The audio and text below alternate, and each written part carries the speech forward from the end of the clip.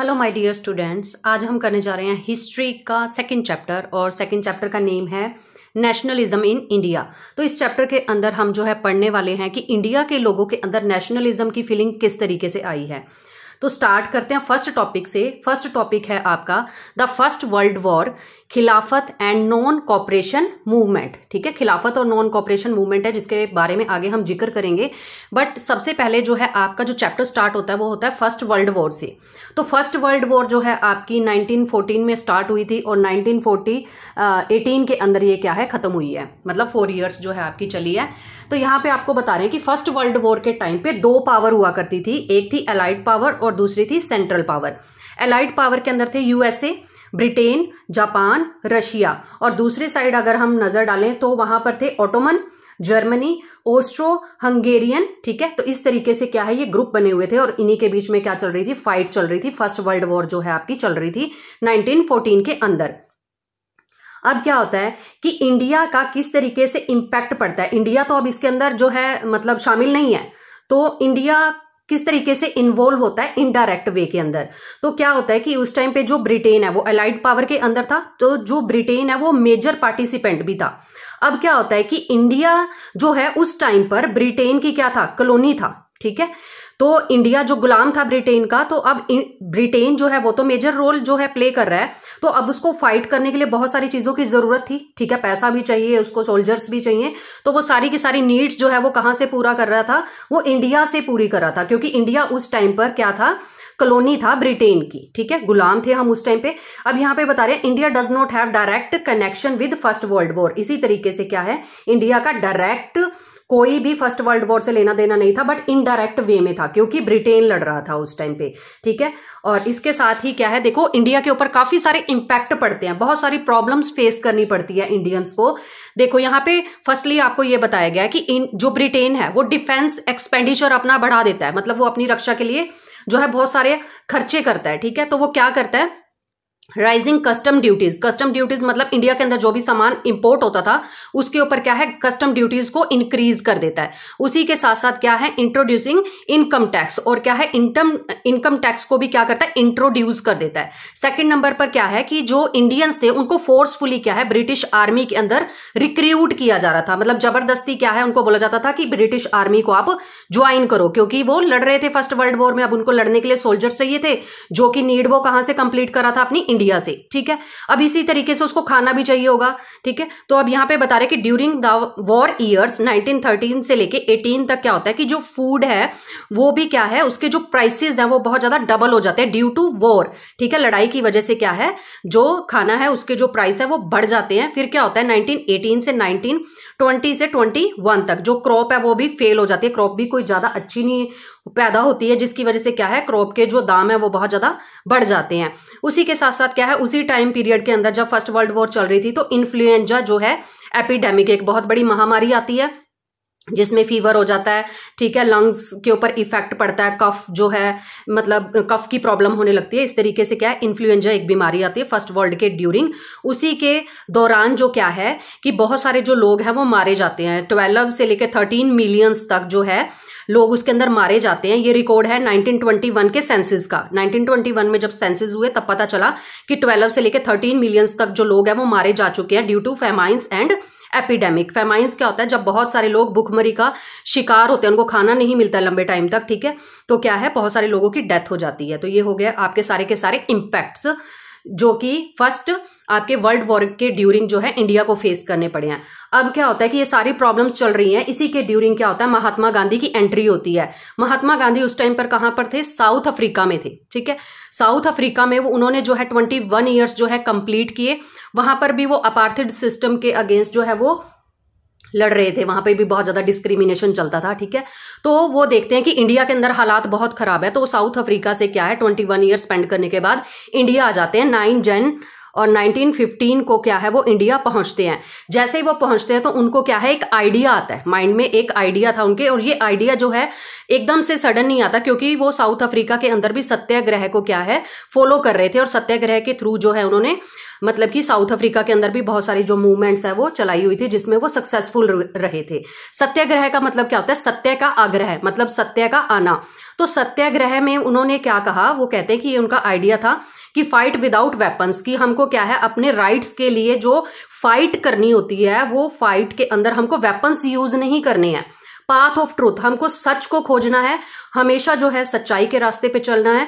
Third one है इन peaceful manner, और हमको क्या है पीसफुली मैनर के अंदर बिहेव करना है, ठीक है, ज्यादा तोड़फोड़ और लड़ाई झगड़ा नहीं करना है। देन उसके बाद क्या होता है कि जो सत्याग्रह को फॉलो करते हुए महात्मा गांधी जो है यहाँ पे 3 जो है सत्याग्रह लड़ते हैं, ठीक है, सक्सेसफुल होते हैं इन तीनों सत्याग्रह के अंदर। सबसे पहला यहाँ पे था चंपारण। चंपारण जो है कहां पर है? बिहार के अंदर है, ठीक है। यहां पर क्या है 1916 के अंदर चंपारण सत्याग्रह जो है स्टार्ट हो जाता है, बट जो महात्मा गांधी हैं उनकी एंट्री होती है 1917 के अंदर। तो आपको ये डेट याद रखनी है 1917 वाली, ठीक है। स्टार्ट ये 16 के अंदर होता है, बट जो मेन जो डेट आपसे अगर पूछते हैं तो 17 को ही आपको याद रखना है। अब यहाँ पे क्या प्रॉब्लम थी, यहाँ के जो मतलब किसान थे वो क्या है उनको इंडिगो प्लांटेशन, नील की खेती करने के लिए मजबूर किया जाता था। अब जो यहाँ पे नील की खेती एक बार हो जाती थी तो वो जमीन जो है ज्यादा फर्टाइल नहीं रहती थी, तो किसान कहते थे कि हमसे इंडिगो प्लांटेशन ना करवाई जाए। बट जो है ब्रिटिशर्स जो है वो मानते नहीं थे, ठीक है, उनको क्या है बाहर लेकर जाना होता था नील कपड़ों को रंगने के लिए। तो इस तरीके से क्या है कि जो पीजेंट्स हैं वो क्या है मतलब अपनी लड़ाई लड़ते हैं और गांधी जी उनकी सपोर्ट करते हैं, और इस तरीके से ये सत्याग्रह जो है सक्सेसफुल हो जाता है। देन उसके बाद होता है खेड़ा, गुजरात के अंदर जो कि लोकेटेड है, ये भी 1917 के अंदर यहाँ पर भी सत्याग्रह जो है होता है। अब यहाँ पर क्या, यहाँ के जो पीजेंट्स हैं वो क्या कहते हैं कि जो आपने हमें रेवेन्यू लगाया है ना, उस रेवेन्यू के अंदर आप थोड़ी रिलैक्सेशन कर दो, हम इतना रेवेन्यू आपको नहीं दे सकते, बिकॉज वहां पर क्या है क्रॉप फेल हो जाती है। खेड़ा गुजरात के अंदर क्रॉप ज्यादा होती नहीं है, तो वो कहां से रेवेन्यू पे करेंगे ब्रिटिशर्स को, तो वो डिमांड करते हैं कि थोड़ा रिलैक्सेशन कर दो। देन इसके बाद जो है थर्ड नंबर पर यहाँ पर भी जो गांधी जी सपोर्ट करते हैं इन किसानों की, और यहाँ पर भी सक्सेसफुल हो जाते हैं Gandhi ji. Then third number पे 1918 के अंदर 18 के अंदर गांधी जी अहमदाबाद गुजरात के अंदर जाते हैं, ठीक है। अब यहाँ पर क्या होता है, जो कॉटन मिल वर्कर्स होते हैं ना वो स्ट्राइक कर रहे होते हैं, वो कहते हैं कि जो हमारे वेजेस है ना वो बढ़ा दो, 30% तक उनको इंक्रीज कर दो। तो ब्रिटिशर्स जो है वो मान नहीं रहे थे, तो यहाँ पे भी गांधी जी क्या है इनके साथ मिलते हैं और इनका सत्याग्रह जो है ये सक्सेसफुल हो जाता है, ठीक है। ये भी पीजेंट्स के लिए था, ये भी पीजेंट्स के लिए, और थर्ड वन जो है वो कॉटन मिल वर्कर्स के लिए था। तो इस तरीके से तीनों जो है सत्याग्रह सक्सेसफुल हो जाते हैं। अब ब्रिटिशर्स को ये बात कहां से मंजूर होगी कि जो गांधी जी हैं वो इतने आराम से क्या है अपनी सारी की सारी बातें मनवा लेते हैं। तो अब क्या होता है, जो ब्रिटिशर्स हैं वो क्या करते हैं, अब यहां पर देखो द रॉलेट एक्ट जो है पास होता है। अब रॉलेट एक्ट को पास कौन करता है, 1919 के अंदर इंपेरियल लेजिस्लेटिव काउंसिल जो है वो रॉलेट एक्ट को पास कर देती है। अब इसके अंदर क्या होता है, जो गवर्नमेंट थी वहां उस टाइम पर जो इंडिया के अंदर, उनके पास बहुत ज्यादा पावर आ जाती है, एनॉर्मस पावर आ जाती है, जिसकी वजह से क्या है वो क्या कहते हैं कि अगर कोई भी पॉलिटिकल या रेवोल्यूशनरी एक्टिविटी होती है तो हम विदाउट एनी ट्रायल जो है आपको 2 ईयर्स के लिए उठा के जेल में डाल देंगे। अगर आप कहीं पर भी गैदरिंग करते हो, कहीं पर भी क्राउड हमें दिखाई देता है, ठीक है, तो हम क्या करेंगे 2 साल के लिए आपको उठा के जेल में डाल देंगे। तो इस रॉलेट एक्ट को ब्लैक लॉ भी जो है बोला जाता है। देन उसके बाद क्या होता है, 6 अप्रैल 1919 को जो गांधी जी हैं वो इस चीज के खिलाफ जो है मतलब अपनी स्ट्राइक वगैरह स्टार्ट करते हैं, ठीक है। तो उनको ये चीजें जो है पसंद नहीं थी गांधी जी को, जो ये रॉलेट एक्ट के ड्यूरिंग जो इन्होंने कहा है कि 2 साल के लिए जेल में डाल देंगे। तो गांधी जी क्या है स्टार्ट कर देते हैं रॉलेट सत्याग्रह है, रॉलेट तो यही नेम चलेगा, सत्याग्रह जो है स्टार्ट कर देते हैं रॉलेट सत्याग्रह। अब ये क्या है नेशन वाइड एक सत्याग्रह था जिसके अंदर गांधी जी ने इसको स्टार्ट किया विद हड़ताल। अब ये हड़ताल पर जो है गांधी जी बैठ जाते थे। इसमें क्या किया जाता था कि सारी की सारी शॉप्स जो है वो क्लोज हो जाती थी, जो वर्कर्स थे वो क्या है स्ट्राइक पर चले जाते हैं, सारी की सारी इंडस्ट्रीज जो भी फैक्ट्रीज हैं वो सारी की सारी खाली हो जाती थी और बहुत सारी रैलीज भी निकाली जाती थी। देन इसके बाद क्या होता है कि या फिर ब्रिटिशर्स को लगता है कि अब तो हमको जो सिचुएशन है वो बहुत खराब हो चुकी है इंडिया के अंदर, हमको क्या इसको कंट्रोल करना पड़ेगा। तो ब्रिटिशर्स क्या करते हैं, जो सारे के सारे लोकल लीडर्स होते हैं उनको क्या करते हैं ये उठाते हैं और अरेस्ट कर लेते हैं। देन इसके बाद क्या होता है, जो गांधी जी होते हैं उनको भी क्या है दिल्ली के अंदर एंट्री करने से मना कर दिया जाता है, क्योंकि देखो कैपिटल है तो वहां पर क्या है बहुत ज्यादा जो लोग हैं इकट्ठे होते हैं, वहां पर ही सारी बातचीत चलती थी। तो ब्रिटिशर्स को ये चीज बिल्कुल भी पसंद नहीं थी कि जो लीडर है जो गांधी जी हैं वो दिल्ली में पहुंचे, इसलिए दिल्ली के अंदर उनका आना जो है बैन कर दिया जाता है। देन अब इसके बाद क्या होता है, एक और जो है घटना उसी टाइम पर होती है 10 अप्रैल 1919 के अंदर। 10 अप्रैल 1919 को अमृतसर के अंदर क्या होता है, जो पुलिस है वो क्या करती है, फायर कर देती है पीसफुली। प्रोसेशन जो लोग कर रहे होते हैं कि ये रोलेट एक्ट निकाल दिया, ठीक है, तो इस तरीके से क्या काफी ज्यादा प्रॉब्लम हो रही होती है, तो अमृतसर में जो लोग हैं वो प्रोसेशन कर रहे होते हैं पीसफुल तरीके से, तो वहां पर क्या है, पुलिस जो है अटैक कर देती है। अब जो लोग हैं वो भी क्या करते हैं, वो भी बदले में क्या है, बैंक्स को, पोस्ट ऑफिस को, रेलवे स्टेशन के ऊपर जाके अटैक कर देते हैं, ठीक है। और देन उसके बाद क्या होता है, जो ब्रिटिश गवर्नमेंट है अब वो मार्शल लॉ जो है इम्पोज कर देती है, लागू कर देती है लोगों के ऊपर। देन उस टाइम पर जो है जनरल डायर जो है वो कमांड संभालते हैं सारी की सारी, और सारा का सारा जो मतलब पावर थी वो सारी मिलिट्री के हाथ में आ जाती है। देन अब क्या होता है, 13 अप्रैल 1919 को जलियांवाला बाग मैसाक्रे होता है। देन इसके अंदर क्या होता है कि बहुत सारे जो क्राउड जो है वहां पर इकट्ठा होते हैं, बहुत सारे लोग जो है इकट्ठा हुए होते हैं, और वो क्या करते हैं वहां पर जो है बैसाखी फेयर के लिए इकट्ठे हुए थे, मतलब बैसाखी को सेलिब्रेट करने के लिए ये जो लोग हैं इकट्ठे होते हैं यहाँ पर। और जो जनरल डायर है वो क्या करता है, सारे के सारे जो एग्जिट पॉइंट्स होते हैं उनको ब्लॉक करवा देता है और ओपन फायर का ऑर्डर दे देता है, जिसकी वजह से क्या बहुत सारे लोग जो है जलियांवाले बाग के अंदर जो है मारे जाते हैं, और इसी को जलियांवाला बाग मैसाक्रे बोला जाता है। देन इसके बाद क्या होता है कि बहुत सारे जो नॉर्थ इंडियन टाउन्स होते हैं, मतलब नॉर्दर्न इंडिया के अंदर क्या होता है कि ये जो सारा जलियांवाला बाग मैसाक्रे होता है, इससे लोग बहुत ज्यादा भड़क जाते हैं, और सारे नॉर्थ इंडिया के अंदर स्ट्राइक्स, क्लैशेस विद पुलिस और अटैक ऑन गवर्नमेंट बिल्डिंग्स के ऊपर अटैक करने लगते हैं लोग, ठीक है, पुलिस के साथ लड़ते झगड़ते हैं, स्ट्राइक्स होती हैं।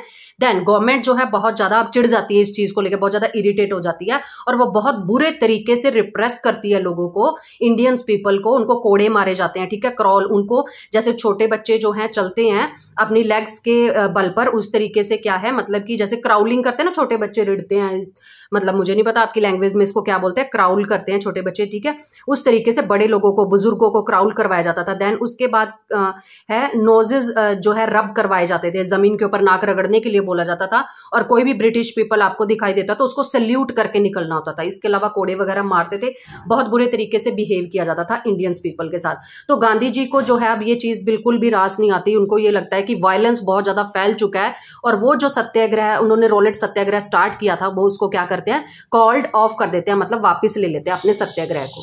तो इस तरीके से नेशनलिज्म इन इंडिया का जो है फर्स्ट पार्ट जो है कंप्लीट होता है। यहाँ पर मिलते हैं सेकंड पार्ट के अंदर। आई होप कि आपको चैप्टर समझ में आ रहा होगा, बिल्कुल स्टोरी की फॉर्म में आपको समझाने की कोशिश की है, ताकि कुछ भी ज़्यादा आपको हैवी ना लगे और ऐसा ना लगे कि समझ में नहीं आ रहा है। तो अगर आप इंटरेस्ट के साथ अगर चैप्टर पढ़ते हो तो और बहुत ही अच्छे से आपको समझ भी आएगा। इस चैप्टर से आपको मैप वर्क भी आएगा, हम लास्ट में मैप वर्क भी इस चैप्टर का इंक्लूड करेंगे इसी के अंदर। Thank you so much for watching.